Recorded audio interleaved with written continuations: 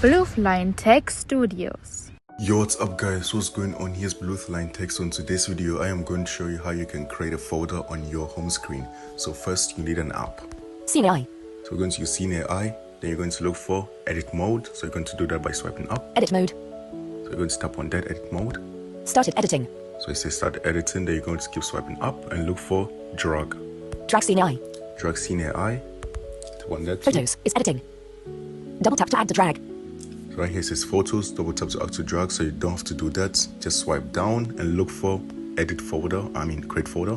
Cancel drag. Create new folder with photos and CineAI. Drop ready.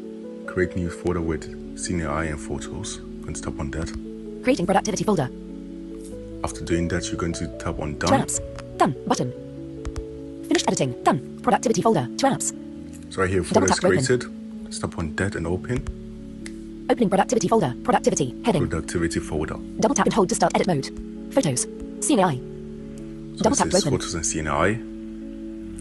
Then if you want to change the name of the folder, you're going to go back on productivity. Productivity. Heading. Double tap and hold to start edit mode. So you're going to double tap and hold that to start the edit mode.